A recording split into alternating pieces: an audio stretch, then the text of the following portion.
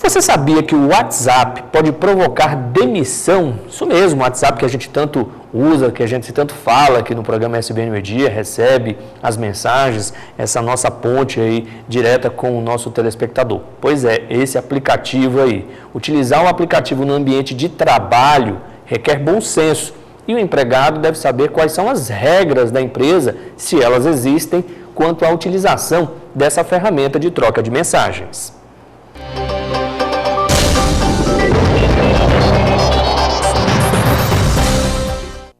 O som característico tocou e a luz do celular acendeu. Chegou mensagem no WhatsApp. Pode ser de algum amigo, de um familiar ou até de um dos vários grupos dos quais participamos no aplicativo.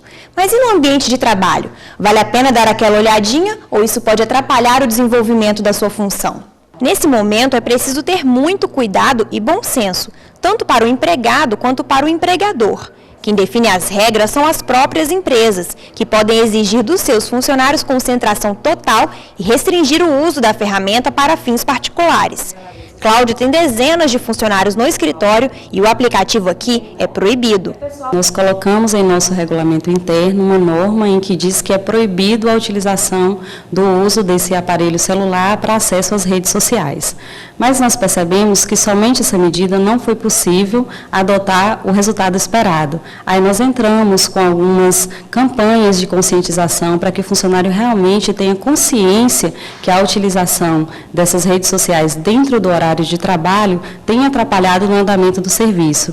Então, nós estamos fazendo campanhas para que o funcionário tenha bom senso, né, na utilização dessas redes sociais. E quando vocês encontram um funcionário com essa prática, qual é a postura que vocês adotam? Atualmente, a gente tem feito uma advertência verbal com o funcionário, né? A partir do momento que essa advertência verbal não surge efeito, nós partimos para uma advertência escrita, onde formalmente o funcionário é chamado a atenção em relação a essa situação, para que ele não possa vir novamente a ter essa persistência dessa postura de ter esses acessos às redes sociais. Mas e quem continua usando o WhatsApp para conversar durante o horário comercial? Pode ser repreendido? Esse hábito pode ser considerado grave o suficiente para uma demissão? Segundo o advogado Antônio Neto, a empresa deve registrar a restrição e o funcionário precisa estar ciente. Uma norma interna de uma empresa, ela tem força de lei. Então, uma empresa que não permita o acesso às redes sociais, ela deve colocar isso como norma interna, o funcionário deve assinar, dando ciência que não é permitido, e isso pode sim resultar em justa causa, uma demissão. Já existe consolidado, inclusive, na jurisprudência brasileira, a questão de justa causas por uso indevido de e-mails corporativos, que é quando o funcionário usa o e-mail da empresa para assuntos pessoais, etc. A empresa pode ter acesso a esse e-mail e o funcionário vinha a ser demitido em função disso. É difícil encontrar uma pessoa que não use o aplicativo para se comunicar.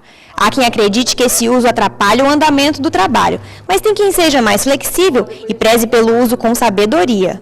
Só em casa ou no horário de almoço. E por que você não usa? Porque atrapalha. Você não encomenda o trabalho vendendo, você não consegue vender e atender o telefone. Tem que escolher um dos dois para usar. Às vezes, quando você está trabalhando, você dá uma olhadinha no WhatsApp? Acho que todo mundo. Porque ele faz aquele barulhinho, mesmo você não abrindo, mas você olha assim para verificar, né?